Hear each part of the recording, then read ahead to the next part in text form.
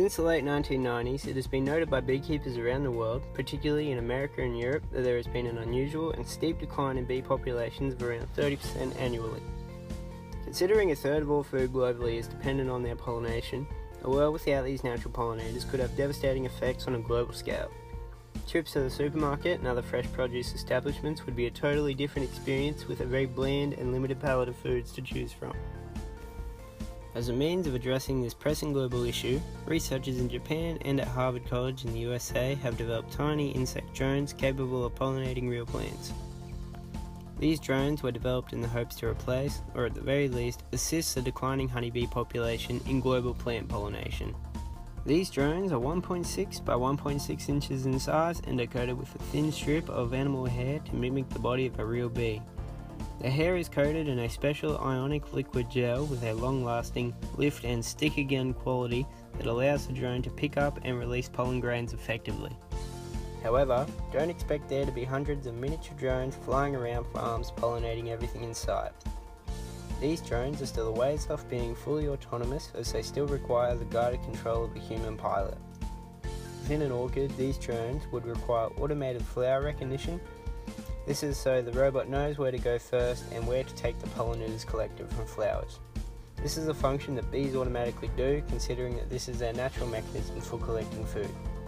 In a research paper published in the journal Chem, the research team noted that these potential future pollinators could and will be trained to recognize pollination paths by utilizing global positioning systems and artificial intelligence.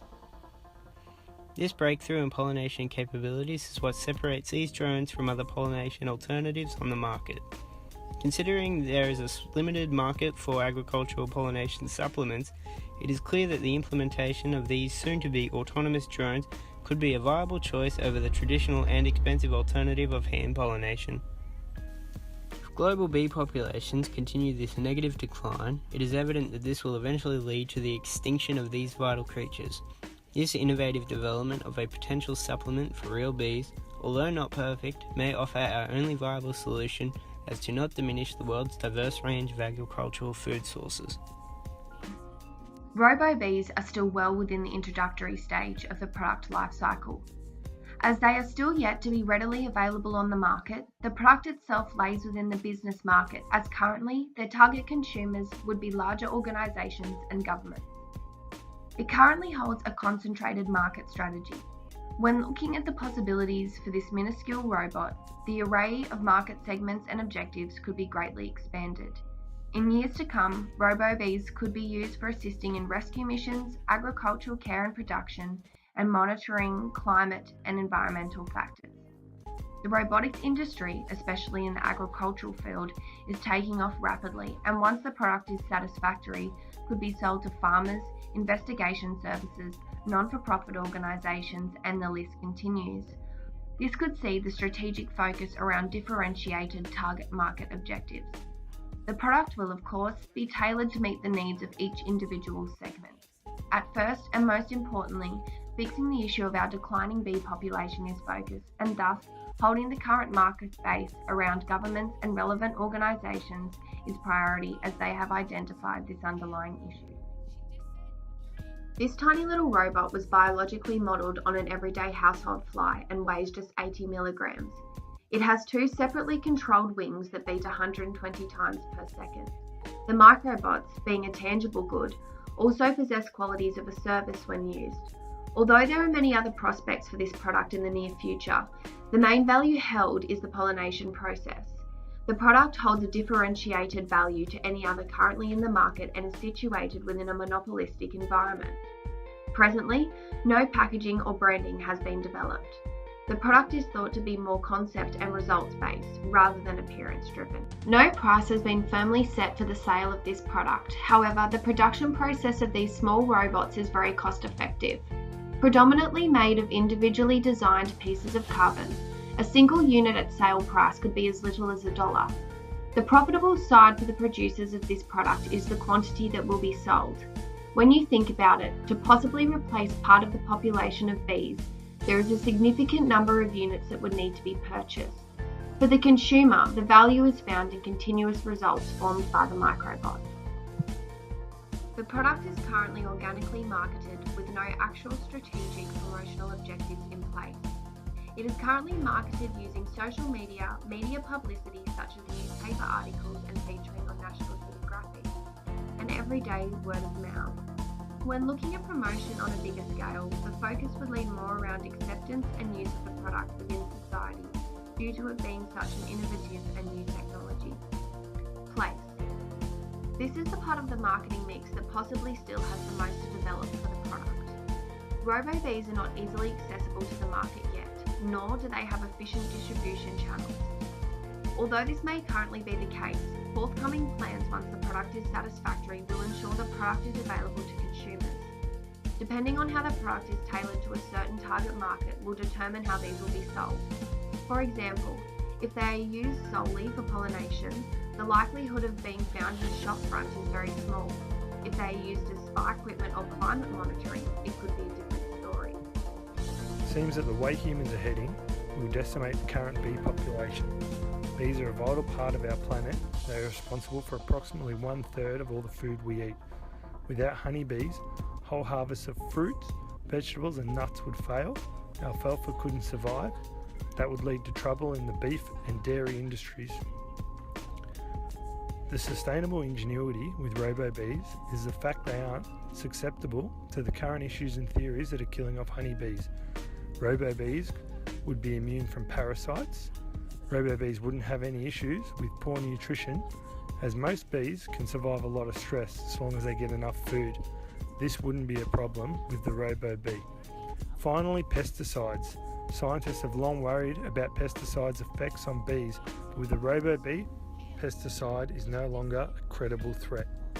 Researchers have recently worked out the basics of a robotic bee, which they say could be used to pollinate plants, search through disaster zones, or perform any variety where a small swarm of robots might come in handy. Eventually, the Robobee will be fully autonomous and wireless. One incredibly important advantage Robobees would presumably withhold over a vast selection of companies is the fact that this innovation can be related to both the tangible and intangible or inseparable focal points of the marketing services. The term good refers to a tangible product, for example, something that can be consumed or made use of once purchased, whereas a service is an intangible product that is most commonly exchanged directly between the provider and the consumer.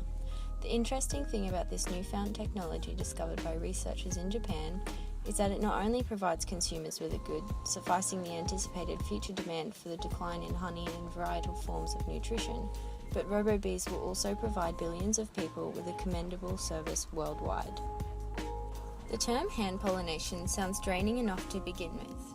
Picture yourself sitting in a field individually pollinating one zucchini flower after the next. Now multiply that by enough zucchinis to feed a small town. Even if there was a readily available team on the site to speed up the process, this would still be painstakingly slow. Hand pollination is a process of the pollination of plants conducted by humans when bees are not able to work as effectively because of harsh weather. This technique is also very commonly used when there is a lack of honeybees within your typical inner city garden. The issue at hand now, however, is not a lack of bees within a garden, but in fact the lack of bees everywhere across the nation, disregarding location. The rapidly decreasing rate of honeybees on a yearly basis is becoming worse, and it won't be long before a lot of other countries aside from Japan will regret not acting upon the environmental disruption sooner. If the situation were to come to the point of constant hand pollination, even the lengthy hours put into the job would simply not be enough to keep up with the speed of a Robobee.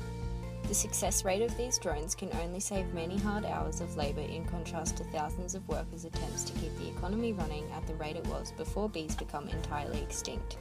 This example specifically highlights the marketing characteristics of not only the Robobees product's tangibility, but also the inseparability which is indefinitely provided throughout the entire service the bots will provide on a global scale.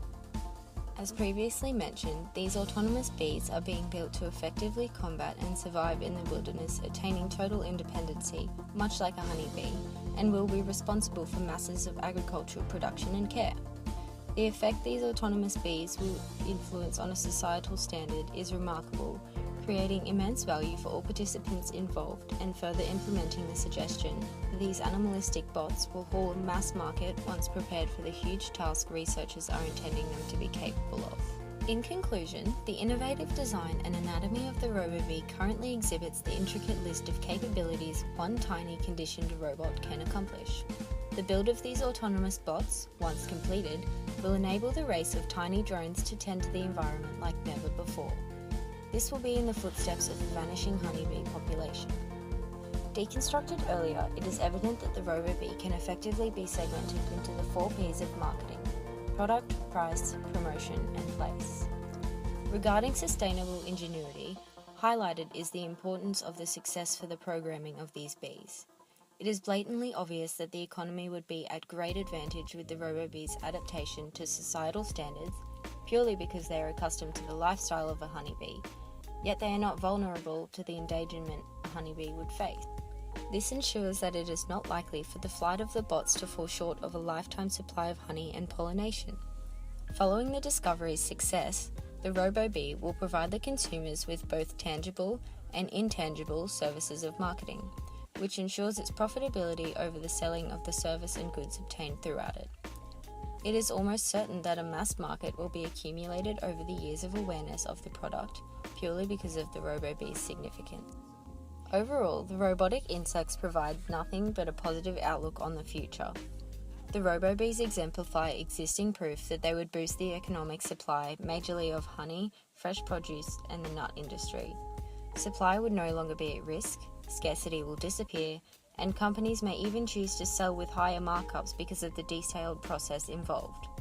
It is presumable that with the existence of Robobees, the demand for honey and fresh goods can always be met.